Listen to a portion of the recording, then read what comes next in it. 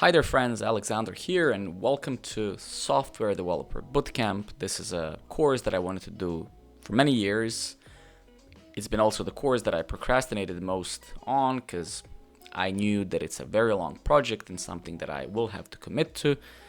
It's January 1st, 2024 today, so we celebrated the last year last night and I've decided to simply start without waiting more, yet another day, another week, another year. So I'm going to start with this bootcamp, which I want to make my mission, and I want to say that I want to write or record the best software engineering bootcamp on the internet, and I'm going to genuinely give my best to do so. I have to say up front that this course will be forever free. There's not going to be any gotchas, any hidden courses that I'm going to try to sell you. So I'm going to try to genuinely, as I had in my streams, in my other YouTube videos, I want to try to share complete practical knowledge from my everyday work, and I'm going to try to aggregate it in this course. How long this course is going to be, I have no clue. This is the first video I'm recording, and I'm going to go video by video, so it might be 50 hours or 10 hours or 500 hours, I have no clue, but I will give my best to teach you all the things that I know, and in a second you will hear who I am, why you should be listening to me, etc, etc, etc. So let's actually get started. Keep in mind this first video is going to be, in my opinion, the most important video of the entire course, because I need to set some expectations for you, and I need to make sure that your expectations are aligned with reality. So I need to make sure that you know what programming is. I need to make sure that you know what you should expect. So there are many things that we have to decipher before I ask you to commit to anything and not waste your time. So who am I? Why you should listen to me, relative to 5 billion other courses out there. I've been in the IT industry since 2008 full time. I initially started working as a Cisco engineer, as a sysadmin, and a web developer in 2008. I worked for a company called Svasat. We were selling internet, Wi-Fi internet in the areas which didn't have cable internet, so we were covering areas, mostly rural areas, which didn't have internet. Throughout the years, I worked with Pascal, with COBOL, with C++, PHP 3, many other languages, some of them professionally, some of them, like many of you, just for fun, just to expand my existing knowledge. And I spent 5.5 years working at Thinkful, which is a bootcamp. I used to teach there. I was one of the 30 of the technical experts. I had, I believe, more than 160 students in this area of 5 years. I taught full time, so I had a lot of time to actually learn how to teach people, how to communicate with the students of all ages, from age of 18 to 75. So that was an incredibly useful experience for me, because I had a lot of time to decipher how people learn, how different mentalities, different cultures learn, etc, etc, etc. You can read my LinkedIn profile. I urge you to do so. You can see where I work today, what I do, what my role is. I work as a technical lead, tech lead right now, but I urge you to click on my LinkedIn that I'm going to share with you soon, and then you can check out what I'm doing there. I regularly stream on Twitch, almost couple of times a week. I'm not a full-time streamer or any sort of content creator. I do this for fun. That's why I'm not fully engaged with the YouTube or anything like that, but I enjoy coding online. I enjoy teaching. I enjoy learning with other people as well, being taught as well. So you can find me on the Twitch. You can find me here on YouTube where you're watching this, and you can also, of course, join our Discord. And the least important thing, I've been a metalhead and a musician for more than 20 years. I have a bunch of guitars. I've been playing guitar my whole life, and you might actually hear me time to time playing on my Twitch live. This is my social stuff: Twitch, GitHub, Programmer Network profile, which is the platform that we're building on my Twitch channel, and then my LinkedIn. Feel free to check it out. I urge you to do so. I think it's very important that you do your due diligence whenever you're learning from somebody, because there's a lot of content out there. There's a lot of content creators who actually never worked before in an actual company, and this is what you need. You need the insights from the real industry, not somebody going to official documentation of a technology and then just recording video on top of it. That makes no sense.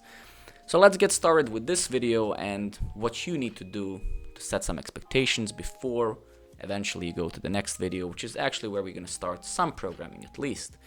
So in this video today, we're going to understand what programming is, and even more importantly, what it isn't.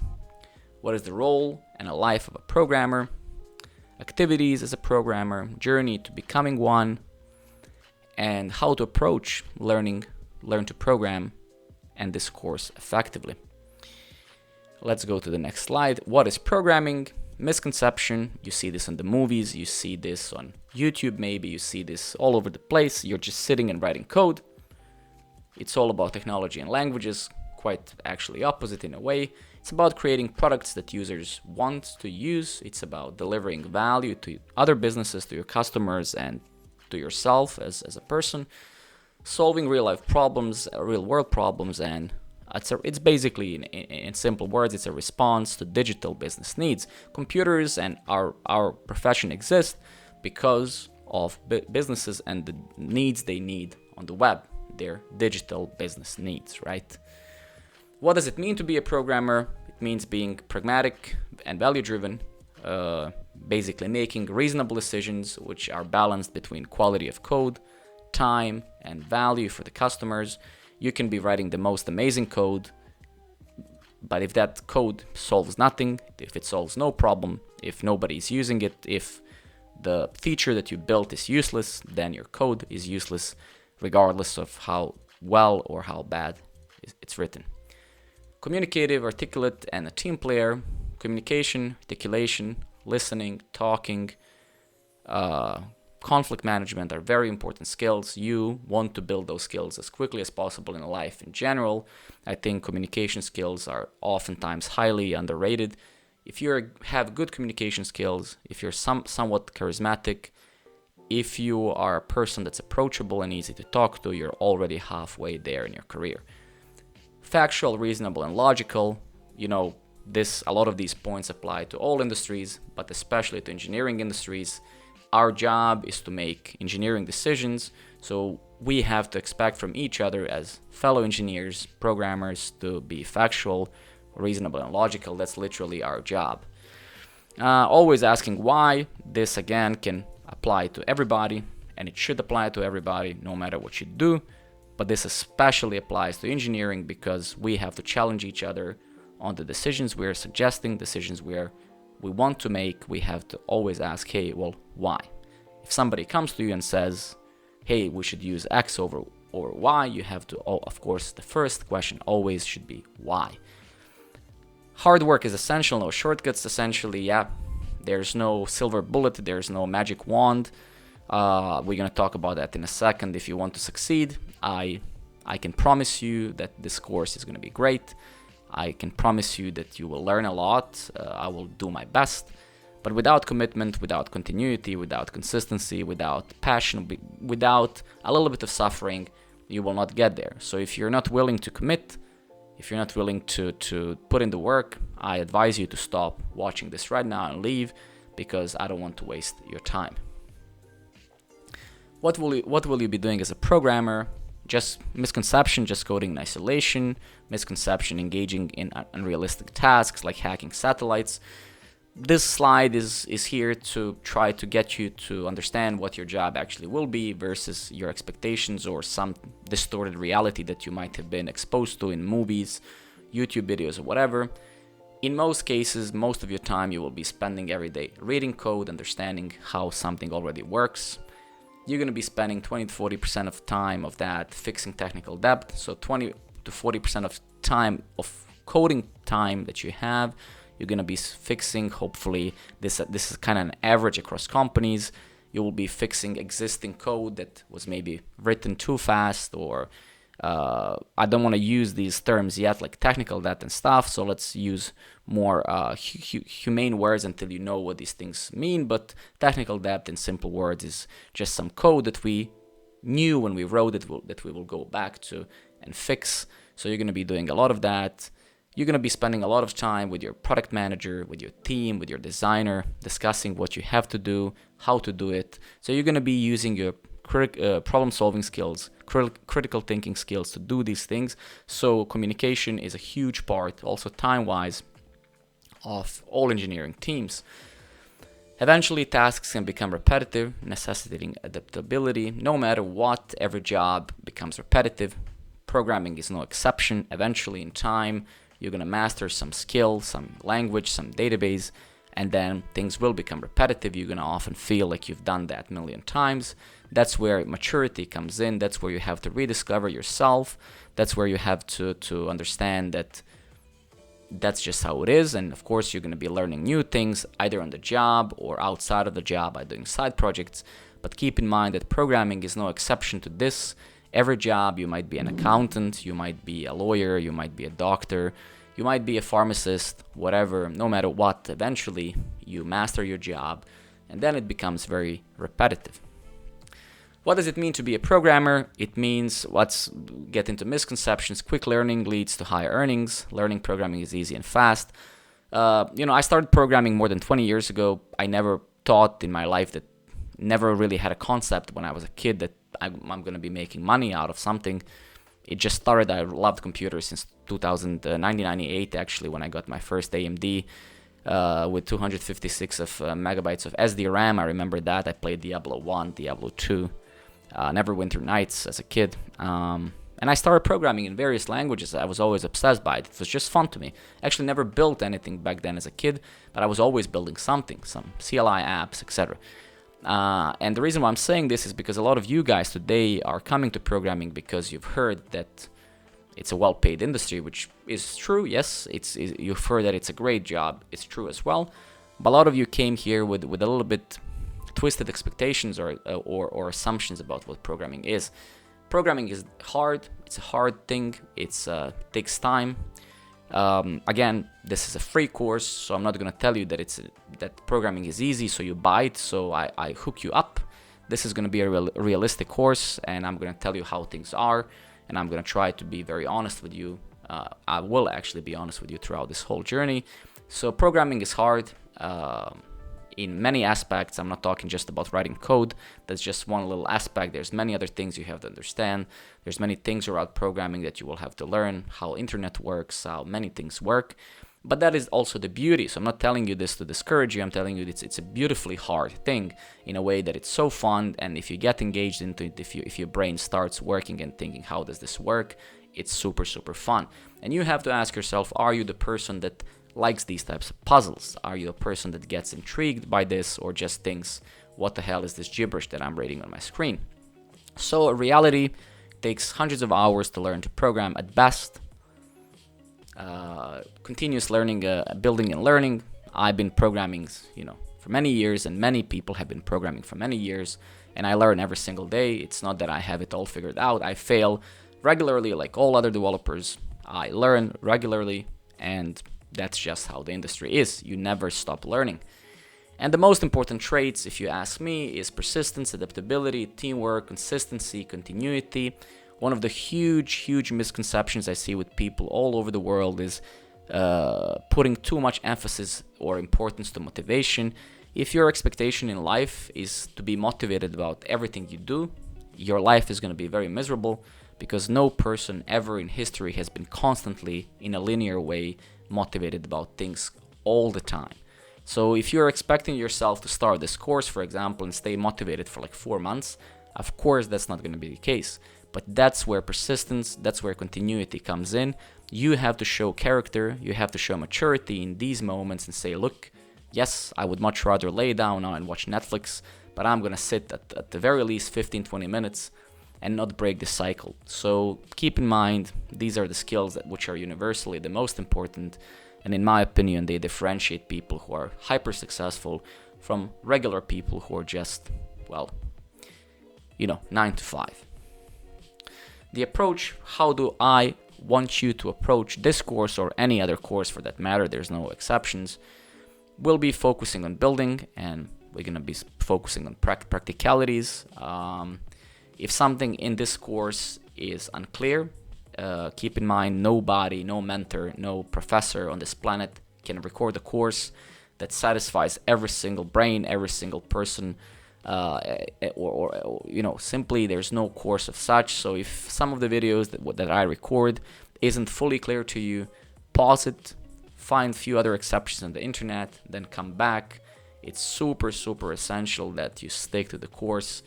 Why am I saying this? Because I've seen patterns when I worked at Bootcamp. I see patterns with my Twitch viewers. They buy the course, and I'm looking at you right now. I know you did that as well. You probably bought 10 courses, you never finished one. You finished 6% of one, 35% of another. If you want me to help you, if you want to learn, you must stick to the course. Otherwise, you're wasting your time. And full commitment is necessary for success, of course. I just have to tell you what it's necessary. This is just objective truth.